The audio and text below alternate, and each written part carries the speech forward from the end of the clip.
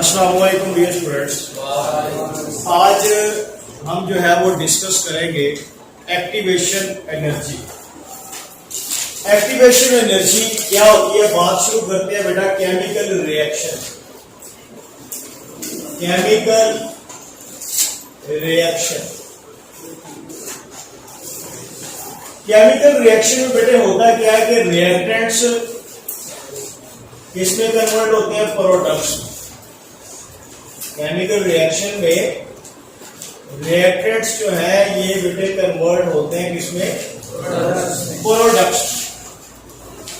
अब chemical reaction होता कैसे है, कैसे रिएक्टेंट्स प्रोडक्ट्स में कन्वर्ट होते हैं, इसके बारे में एक थ्योरी है जिसे हम बोलते हैं कोलिजन थ्योरी। क्या बोलते हैं, कोलिजन थ्योरी बोलते हैं।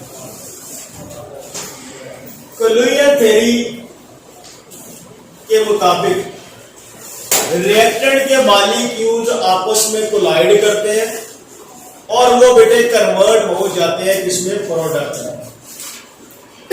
मिसाल के तौर पे हमारे पास बेटे रिएक्टेंट है A2 और B2, ये दो मॉलिक्यूल ये रिएक्ट करेंगे तो बेटे ये कन्वर्ट हो जाएंगे किसमें, AB प्रोडक्ट। तो कोलिजन थ्योरी क्या कहती है कि रिएक्टेड मॉलिक्यूल प्रोडक्ट में कब कन्वर्ट होंगे, जब बेटा ये आपस में कोलाइड करेंगे। ठीक है, क्या करेंगे, ये आपस में कोलाइड करेंगे। यानी कि रिएक्शन होने के लिए कुछ सिचुएशन है। नंबर 1, रिएक्टेड मॉलिक्यूल्स क्या करें बेटे, reacted molecules must collide. Okay हो गया। सेकंड, मॉलिक्यूल्स को कोलाइड करके कोलिजन करने के लिए इनकी डायरेक्शन जो है वो बेटे प्रॉपर होनी चाहिए। ठीक है, ओरिएंटेशन मॉलिक्यूल्स की प्रॉपर होनी चाहिए। क्लियर है कि रिएक्टेड मॉलिक्यूल कोलाइड कब करेंगे, जब उनकी ओरिएंटेशन जो है वो प्रॉपर होगी। Reacted molecules, reactants molecules must have proper orientation। orientation का मतलब है कि उनकी डायरेक्शन जो है वो मुनासिब होनी चाहिए ताकि वो मुकम्मल तौर पे आपस में कोलाइड कर सके। नंबर 3, कोलाइड होकर बेटा प्रोडक्ट में कन्वर्ट होने के लिए उनके पास एनर्जी भी होनी चाहिए।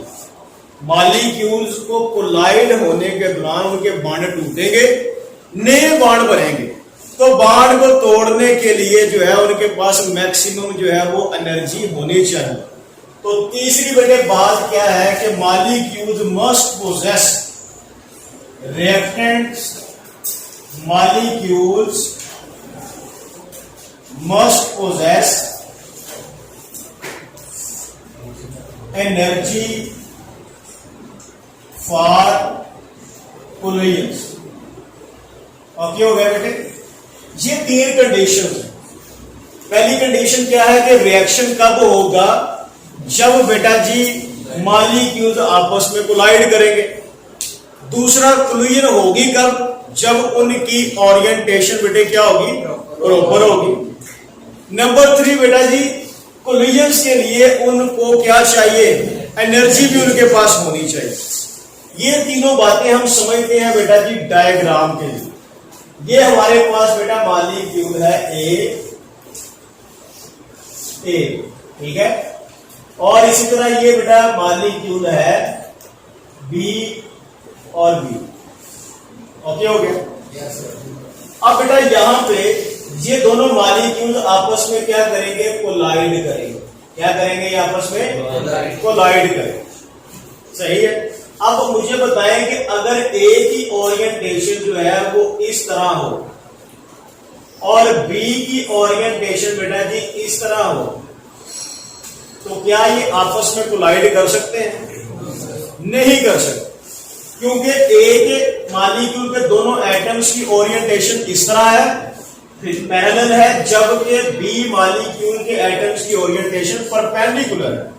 इसका मतलब है कि ये कोलाइड नहीं कर सकते क्योंकि मॉलिक्यूल्स की ओरिएंटेशन प्रॉपर नहीं है। तो इसका मतलब है कि कोलाइड होने के लिए शर्त यह है कि मॉलिक्यूल्स की ओरिएंटेशन यानी कि डायरेक्शन प्रॉपर होनी चाहिए। तो अब बेटा ये मॉलिक्यूल्स की ओरिएंटेशन क्या है, प्रॉपर है। ये आपस में कोलाइड करेंगे, ठीक है। कोलाइड होने के लिए इनके पास बेटा जी क्या होनी चाहिए, एनर्जी। उस एनर्जी को बेटा हम क्या बोलते हैं, वो हम आगे डिस्कस करते हैं कि ये एनर्जी क्या है। अब ये मॉलिक्यूल्स आपस में बेटे कोलाइड करेंगे। कोलाइड करेंगे तो क्या होगा, जो ए मॉलिक्यूल है इसका आपस में जो बॉन्ड बना हुआ था एटम्स का वो ब्रेक होना शुरू हो जाएगा, और जो बी मॉलिक्यूल है इसके एटम्स का भी आपस में जो बॉन्ड बना था वो ब्रेक होना शुरू हो जाएगा और ए और बी का आपस में बॉन्ड बनना शुरू हो जाएगा। ये एक स्टेट बन गई है। इसे बेटे हम बोलते हैं एक्टिवेटेड कॉम्प्लेक्स। क्या बोलते हैं इसे, एक्टिवेटेड कॉम्प्लेक्स बोलते हैं, या बेटे इसे हम बोलते हैं ट्रांजिशन स्टेट। क्या बोलते हैं, ट्रांजिशन स्टेट बोलते हैं, ठीक है। अब बेटे ये कन्वर्ट हो जाएगी किसमें, प्रोडक्ट्स में कन्वर्ट हो जाएगी। यानी कि देखें ए और बी आपस में कोलाइड किए और बेटा नए मॉलिक्यूल बन गए किसके, प्रोडक्ट्स के। क्लियर है। तो यहां पे बेटा जी ये क्या है, ये रिएक्टेंट्स हैं और यहां पे बेटा ये क्या है, प्रोडक्ट्स है।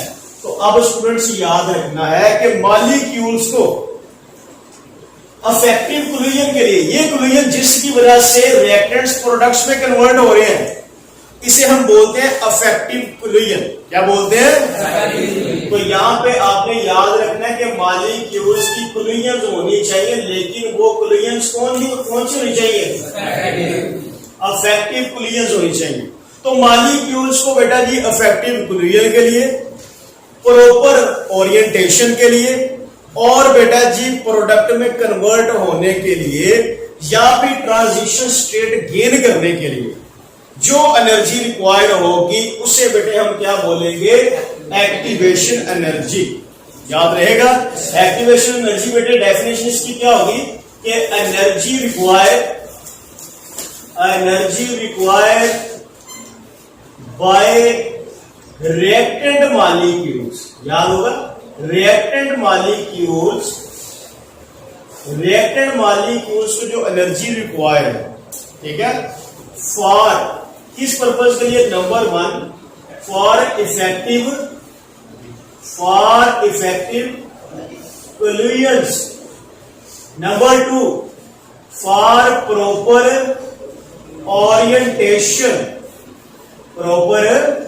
ओरिएंटेशन के लिए जो बेटे एनर्जी चाहिए, और नंबर 3 फॉर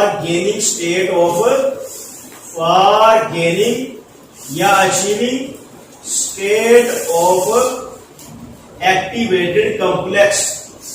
याद रहेगा, एक्टिवेटेड कॉम्प्लेक्स की स्टेट गेन करने के लिए जो एनर्जी चाहिए होगी, इस एनर्जी को बेटे हम क्या बोलेंगे, एक्टिवेशन एनर्जी। याद रखिएगा ये क्या है बेटे, ये एनर्जी रिक्वायर है। ये एनर्जी बेटे क्या है, ये एनर्जी रिक्वायर है मॉलिक्यूल्स को, रिएक्टेंट के मॉलिक्यूल्स को अफेक्टिव कोलिजन के लिए, प्रॉपर ओरिएंटेशन के लिए और ट्रांजिशन स्टेट या complex activated complex state gain करने के लिए जो एनर्जी रिक्वायर होगी बेटे, उस एनर्जी को हम क्या बोलेंगे, एक्टिवेशन एनर्जी। एक्टिवेशन एनर्जी बेटा जी इसको EA से रिप्रेजेंट करते हैं।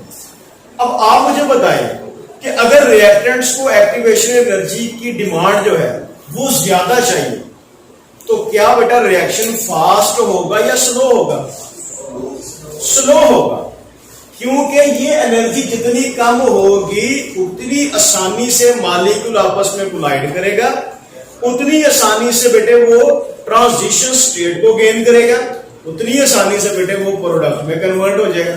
तो यहीं पे हम लिख लेते हैं कि एक्टिवेशन एनर्जी का रेट ऑफ रिएक्शन के साथ क्या रिलेशन है, इनवर्स। एक्टिवेशन एनर्जी कम होगी तो रेट ऑफ रिएक्शन बेटे क्या होगा, ज्यादा होगा।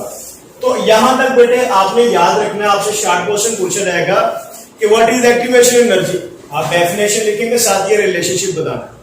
सेकंड बेटे आपको पूछा जाएगा कि how a chemical reaction proceed according to collision theory. Collision theory के मुताबिक रिएक्शन प्रोसीड कैसे करता है, तो आपने बेटे इस इक्वेशन को बयान करना है और इस इक्वेशन को लिखना भी है। ओके हो गया। नंबर 3 तीसरा short question, right condition suitable conditions for a chemical reaction. एक केमिकल रिएक्शन होने के लिए सूटेबल कंडीशंस कौन सी हैं। अब आप मुझे बताएं बेटे कि अगर मॉलिक्यूल्स की ओरिएंटेशन भी गलत हो, अगर मॉलिक्यूल्स के पास जो है वो एनर्जी ही इतनी ज्यादा ना हो, तो क्या बेटे वो ट्रांजिशन स्टेट को गेन करेंगे? क्या वो रिएक्टेंट प्रोडक्ट में कन्वर्ट होंगे? तो इसका मतलब है कि एक्टिवेशन एनर्जी का होना जो है वो बहुत जरूरी है। ओके हो गया। अब बेटा जी हमें पता है कि केमिकल रिएक्शन दो तरह के, कौन कौन से, एक्सोथर्मिक और एंडोथर्मिक। तो यहां पे हम देखते हैं पहले exothermic reactions. Exothermic reactions, exothermic reactions बेटा जी ऐसे रिएक्शंस होते हैं जिनमें बेटा जी क्या होता है, एनर्जी रिलीज होती है। अब बेटे वो एनर्जी जिस पर कोई सब्सटेंस एग्जिस्ट करता है उस एनर्जी को हम बोलते हैं हीट कांटेंट या एंथैल्पी। याद रहेगा। मिसाल के तौर पे आपसे पूछा जाता है वाटर लिक्विड फॉर्म में है और वाटर वेपर्स की फॉर्म में है, बताएं कौन सी स्टेट जो है वो कम एनर्जी पे एग्जिस्ट कर रही है और कौन सी ज्यादा एनर्जी पे। वाटर लिक्विड जो है वो कम एनर्जी पे एग्जिस्ट कर रहा है और वेपर्स बेटे हाई एनर्जी पे एग्जिस्ट कर रहे हैं। तो मुझे बताओ कि अगर लिक्विड वाटर को वेपर्स में कन्वर्ट करना हो तो एनर्जी देना पड़ेगी या एनर्जी लेना पड़ेगी? इसका मतलब है कि वाटर लिक्विड की वेपर्स में कन्वर्जन एक एंडोथर्मिक प्रोसेस होगा, एनर्जी अब्सॉर्ब हो रही। उसकी वजह यह है कि जो रिएक्टेंट वाटर है उसके हीट कंटेंट की वैल्यू जो है वो प्रोडक्ट वेपर्स से यानी कि क्या है, कम है। लेकिन अगर बेटे आपने वेपर्स को कन्वर्ट करना हो लिक्विड वाटर में तो फिर बेटा वेपर्स की एनर्जी क्या है, ज्यादा है, वो रिएक्टेंट्स है, और वाटर बेटा क्या है, प्रोडक्ट, उसकी एनर्जी कम है। तो कहते हैं हर सब्सटेंस खास एनर्जी पे एग्जिस्ट करता है। तो यहां पे बेटे देखें कि ये हम कह लेते हैं कि ये बेटा क्या है, ये रिएक्टेंट्स की एनर्जी है एक्सोथर्मिक रिएक्शन में, और ये बेटा जी क्या है, ये प्रोडक्ट्स की एनर्जी है। ओके हो गया। तो यहां पे बेटे आप देख रहे हैं कि रिएक्टेंट की हीट कांटेंट की वैल्यू जो है वो प्रोडक्ट की हीट कांटेंट से ज्यादा है।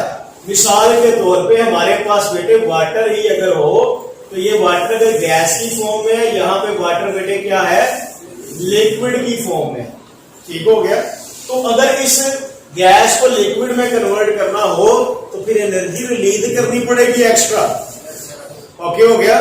तो एक्सोथर्मिक रिएक्शन में रिएक्टेंट प्रोडक्ट में कन्वर्ट होते हैं क्योंकि एनर्जी रिलीज होती है, क्योंकि रिएक्टेंट के हीट कांटेंट की वैल्यू प्रोडक्ट से ज्यादा। अब क्या होगा, ये बेटे रिएक्टेंट्स आपस में क्या करेंगे, कोलाइड करेंगे। ठीक है। और ये कौन सी स्टेट गेन कर लेंगे, ये कौन सी स्टेट है बेटे, एक्टिवेटेड कॉम्प्लेक्स की स्टेट है। ओके हो गया। तो मुझे बताओ रिएक्टेंट्स को बेटा जी ये स्टेट गेन करने के लिए जो एनर्जी चाहिए उसे क्या बोलते हैं, एक्टिवेशन एनर्जी।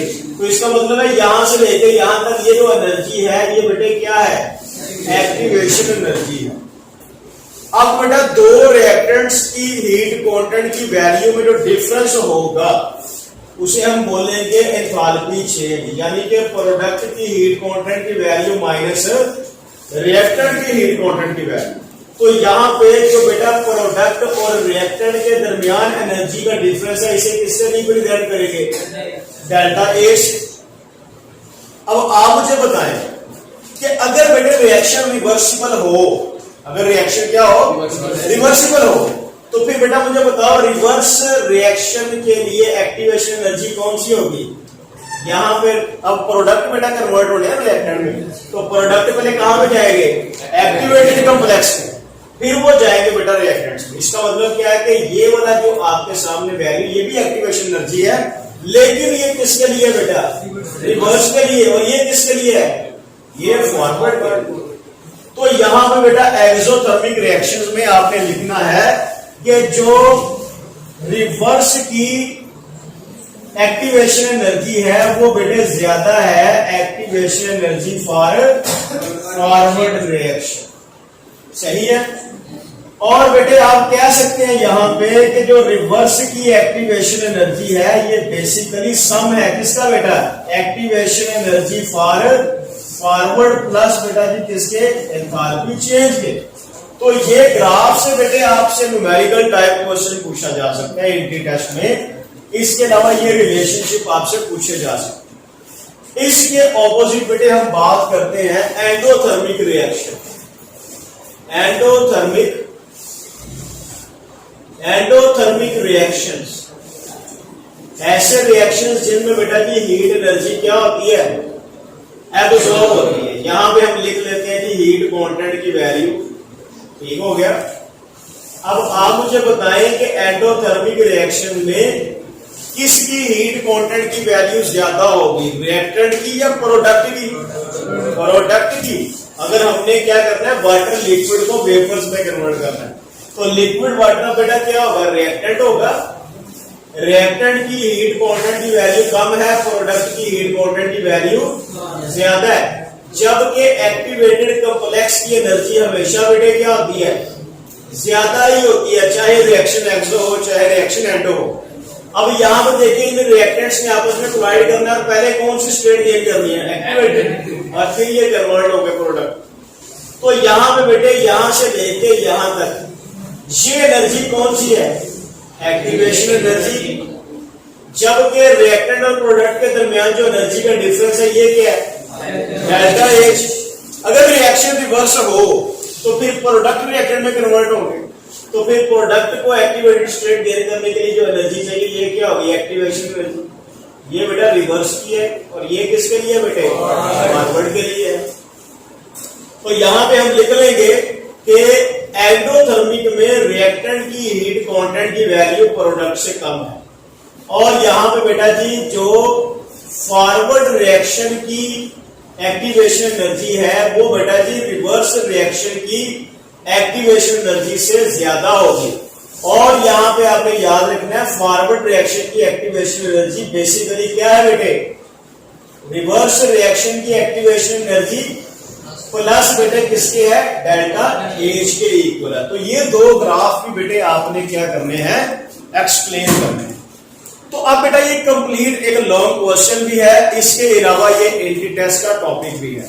इसको एक बार रिवाइज कर लेते हैं कि जब एक केमिकल रिएक्शन होता है तो बेटे रिएक्टेंट्स प्रोडक्ट्स में कन्वर्ट होते हैं।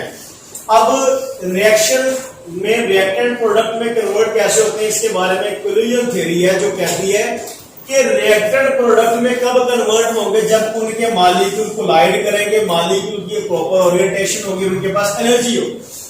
तो इसका मैकेनिज्म अगर देखें तो यहां पर देखें बेटा ए और बी की ओरिएंटेशन प्रॉपर है। अगर इम्प्रॉपर होती तो ये आपस में कोलाइड ना करते। प्रॉपर ओरिएंटेशन की वजह से ये आपस में कोलाइड करेंगे और फौरन ही कौन सी स्टेट गेन कर लेंगे, ट्रांजिशन स्टेट या एक्टिवेटेड कॉम्प्लेक्स। अब इस स्टेट में ए के बॉन्ड ब्रेक हो रहे हैं और बी के भी ब्रेक हो रहे हैं, लेकिन आपस में नए बॉन्ड बन भी रहे हैं। तो रिएक्टेंट्स को ट्रांजिशन स्टेट गेन करने के लिए जो एनर्जी चाहिए उसे क्या बोलते हैं, और वो एनर्जी जिसकी वजह से मॉलिक्यूल्स ट्रांजिशन स्टेट गेन कर लेते हैं और उनके लिए प्रॉपर ओरिएंटेशन और कोलिजन होती है इफेक्टिव, उस एनर्जी को क्या बोलते हैं, एक्टिवेशन एनर्जी ही बोलते हैं। क्लियर। और उसके बाद रिएक्टेंट जो ट्रांजिशन स्टेट है ये किसमें कन्वर्ट हो जाएगी, प्रोडक्ट्स में कन्वर्ट हो जाएगी। फिर आप बेटा इसकी डेफिनेशन लिखेंगे और बताएंगे कि एक्टिवेशन एनर्जी जितनी ज्यादा होगी रेट ऑफ रिएक्शन उतना ही कम होगा। उसके बाद रिएक्शन दो तरह के, एक्सोथर्मिक और एंडोथर्मिक। एक्सोथर्मिक रिएक्शन में रिएक्टेंट के हीट कांस्टेंट की वैल्यू प्रोडक्ट से ज्यादा है। इसका मतलब है ऐसे रिएक्टेंट जब प्रोडक्ट में कन्वर्ट होंगे तो वो एक्स्ट्रा एनर्जी रिलीज करेंगे। तो इसका ग्राफ बेटे आपने एक्सप्लेन करना कि यहां से लेके यहां तक ये एक्टिवेशन एनर्जी है फॉरवर्ड रिएक्शन की। रिएक्टेंट और प्रोडक्ट में एनर्जी का डिफरेंस एंथैल्पी चेंज के इक्वल है, जबकि ये वाला जो वैल्यू है ये क्या है, एक्टिवेशन एनर्जी फॉर रिवर्स। इसी तरह बेटे यहां पर भी आपने बताना है कि एंडोथर्मिक रिएक्शन में रिएक्टेंट के हीट कंटेंट की वैल्यू जो है वो प्रोडक्ट से कम है। अब यहां पे बेटा ये रिएक्टेंट पहले ट्रांजिशन स्टेट में जाएंगे, तो ये एनर्जी एक्टिवेशन एनर्जी है फॉर फॉरवर्ड रिएक्शन, जबकि प्रोडक्ट और रिएक्टेंट के दरमियान एनर्जी का डिफरेंस डेल्टा एच है। और बेटा अगर रिएक्शन रिवर्सिबल हो तो फिर प्रोडक्ट रिएक्टेंट में कन्वर्ट होंगे, तो यहां से लेके यहां तक एक्टिवेटेड कॉम्प्लेक्स का जो एनर्जी होगी ये एक्टिवेशन एनर्जी होगी रिवर्स रिएक्शन के लिए। और इनके बेटा ये रिलेशनशिप आपके सामने लिखे। यहां पे एक बड़ी अहम बात है, वो क्या है कि चाहे रिएक्शन एक्सो है चाहे रिएक्शन एंडो है, जो एक्टिवेटेड कॉम्प्लेक्स है या ट्रांजिशन स्टेट है, ये बेटा इसकी एनर्जी ज्यादा ही हो। ओके हो गया? Yes, जी students, any question about this?